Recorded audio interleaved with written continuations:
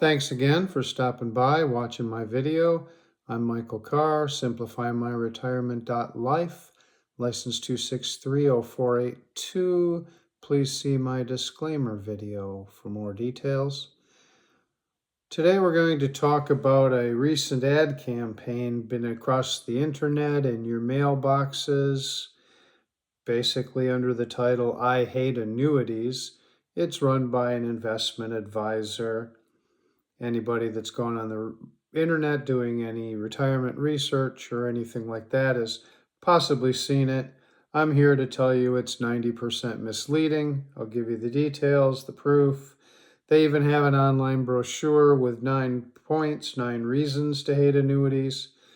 Over 3 quick videos, I'm going to address all 9 points from both sides. The side I used to be on, I was on the inside. Now I'm independent on the outside. And I just hope to get you to understand exactly what they're up to, why they're doing things.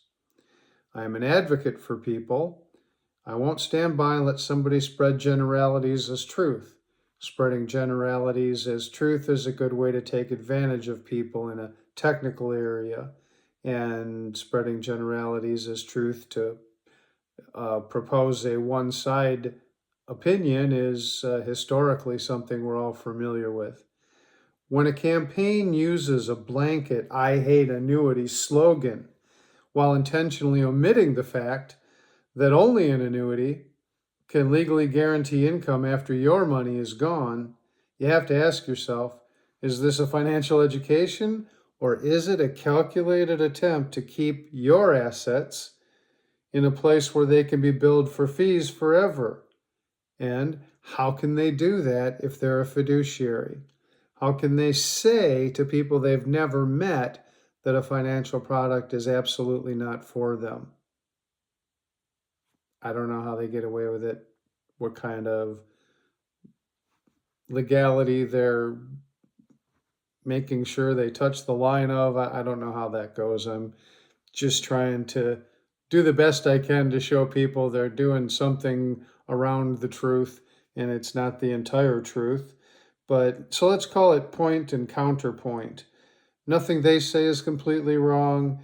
They just list negatives that are only relevant to about 10% of the entire annuity market, very rarely used anymore. So the way I'm thinking of it is they're 90% wrong. You know, if everything they say is only about this little piece over here, then maybe they're admitting that all the things that I'm saying are right, because they have no attacks for all the things that I represent. So we'll go into more details, but full disclosure, a lot of opinion in here, my opinion. If you've heard me before, you know I back them up with reason and facts. Today shouldn't be any different. Basically, a investment firm owner has publicly stated they hate annuities. They stated they will never sell annuities to anyone. So they're telling you before they met you, they're bad for you. He further stated an interesting thing. Anything you can do with an annuity can be done better with other investment vehicles. Wow, that's quite the statement. I've never heard such a thing, because I know he's not ignorant in any way, but that is an absolute 100% fundamentally flawed statement. Here's why. An income annuity, I just mentioned this, is an insurance contract. It's a legal contract, and it transfers the risk. Transfers your risk of running out of money and living too long onto an insurance company. A brokerage account keeps that risk right on your back, and you pay them to keep that risk right on your back. They don't want people to know that. The claim that there is always a better solution than an annuity is categorically wrong. There is no such thing as always in the financial world. It's all based on personal talks, consultations. It has to be. And you do not buy an annuity for outperformance. You buy it for outcome. Income annuities provide money every single month for as long as you live, no matter if your account goes to zero or not, because you pay a little insurance fee in the beginning for that, and that helps you get by. You buy annuities for outcome. Income, you can contractually guarantee an income that still comes no matter what, and only an annuity can do that. Basic point right there.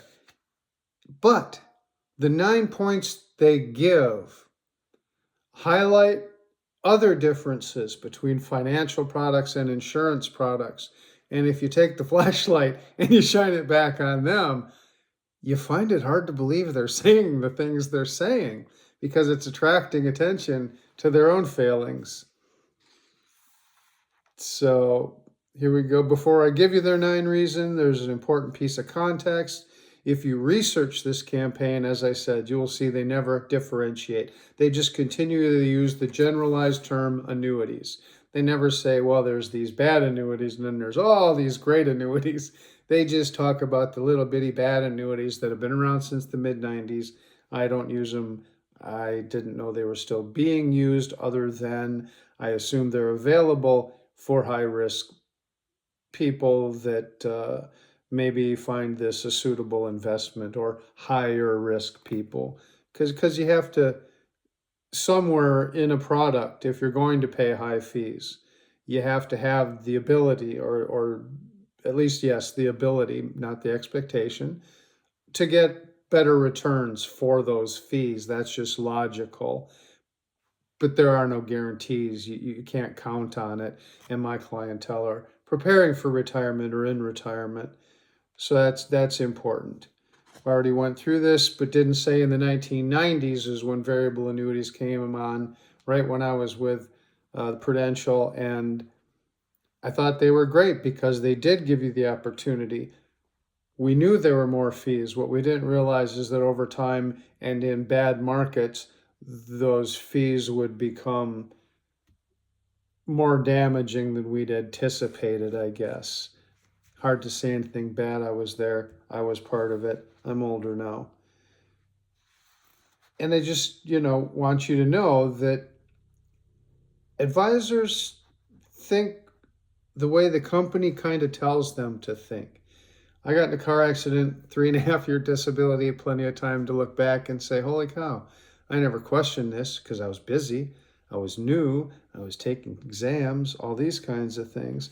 But what I can tell you is that the plan that we're going to talk about and all the points I'm making are to point out the incredible value in the plans I represent, and the lower risk and the lower costs, everything that you want in your favor when you're retiring. And this is the same plan that my father's been on for 27 years, just turned 92, or turns 92 tomorrow. Today's June 22nd. And he's never once worried about income running out. As soon as he turned it on, it was turned on forever. So that is not a sales pitch. That is a result. And that is what I want for every person viewing this video, is that safety, that confidence, that result. Imagine yourself 3 years, 5 years, 10 years from now, having this income consistently coming in, seeing your balance going down, no worries, no concern. The only people that are getting your dollars are you. You're paying that little insurance fee, hoping that you take care of yourself, you eat healthy, you exercise. The time comes when your account is empty and you go, hot dog, I made a great decision. It's just going to be fantastic because the checks are going to keep coming in. And one day on Christmas, I recommend you stand up and you toast the insurance company for paying for that wonderful Christmas dinner, because your money's all been returned to you. Another point, I couldn't find the exact brochure because I did not want to give them all my personal information, and they asked for a bit of it in order to give you their brochure. And again, I'm not here to argue against them because many others in the same industry, in the fee advisor industry, feel the same thing. Other than that opening there, this is really just about any fee advisor. They want to get assets under management. They want to collect 2%, 2.5%, whatever it is, forever. That's what their goal is. Their number one reason to be afraid or to hate annuities is annuities have high and layered fees. They say administrative fees, mortality and expense charges, rider fees, and commissions. Their argument is that these add up to several percentage points and reduce your returns. True, but as I said, they are describing variable annuities, none of the plans I represent.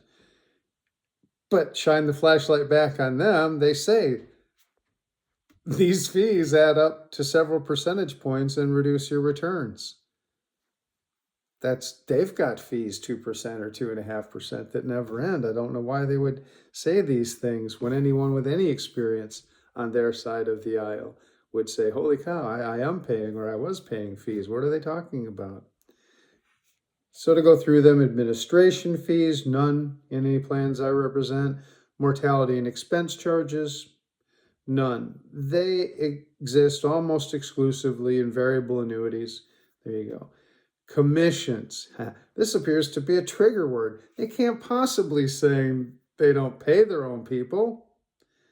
Maybe it's not called a commission for them because they make the money whether you lose 30% or make 1%. So it's not a commission for them. I found one source that more clearly stated their position as hidden commissions for agents. Agents receive high upfront commissions. I have no idea what he means by high. I'm not a rich guy. I also don't know what he means by upfront. I assume he's trying to get you to believe that I get paid before the contract's even issued. That's absurd. Who would do that? That's not true. I don't know what he's trying to get at. I'm not getting paid early. I'll tell you how I get paid. Somebody I meet with decides that something I represent will make their life better. That's my goal.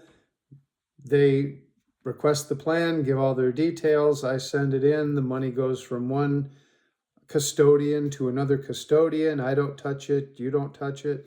So no tax event or anything like that. And it's safe through the whole transfer. After the contract is issued, they mail me the policy, and depending on Friday or Sunday or Monday, I get paid the next day or within a couple days electronically. And that's it. So no upfront. The other thing is I get paid by the insurance company. They get paid from your account. I never touch your account, which means I never negatively influence your investment performance or anything like that. And I'm not building my retirement from your retirement. I'm building my retirement by helping you make your life better. Big, huge difference. So they pull fees from your account every single month. I guess they can't call that a commission because they didn't earn it for any kind of performance. I'm not sure how that works. The legal definition of commissions beyond me. But I would like to see them explain how a monthly fee that never stops is more honest than a one-time commission. I think one and done, me out of your life, never touching your money is way better than a couple percent over 30 years.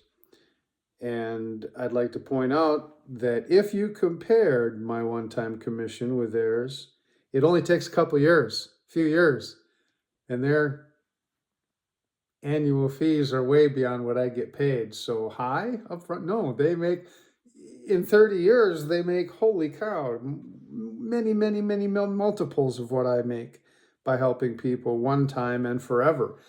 I like to tell most of the people I sit down with, I am the last step in your financial plan. If you take care of your needs and you take care of residual vacation and other expenses that you are planning on, and you still have money left, well, your financial plan is complete. You can now use that extra money to make your life better or contribute to a plan for your children or grandchildren or whatever you wish. It is now discretionary monies. And that's my goal, to get all your goals met and you still have money left over. They don't have that goal because I said they completely leave the risk all on your back. They're not really concerned with how you do. I'm sure they're good people. They'd rather you did well, but it matters not for them getting paid. So nothing up front, nothing hidden. They also talk about fees. There is one fee right up front. that I have. I mentioned it earlier. It's a rider fee. Technically, it is an insurance, tiny little insurance policy inside of your annuity contract. And for 1% of your income base, or approximately 1% of your income base, it guarantees that when your account runs out of money, because you're healthy and you've taken care of yourself, the income just continues as contracted. The amount doesn't change, nothing changes, and on the plans I represent, it continues until the last of the two spouses pass. So the second spouse, usually the lady, is not left in a very tough situation. Just to review, you could receive a lot more than you put in with my plan. It's contractual, it's not at risk. On their side, you bear all the risk, nothing is guaranteed, and the fee that they charge never stops unless you close your account or go broke. You decide which. But our fee stops when your account goes to zero because there's no money left in there, and now the insurance kicks in and you get paid. So that was the first one. The second one's really simple. They say that our contracts are long and difficult to understand. How can they say that? Our contracts are legal contracts.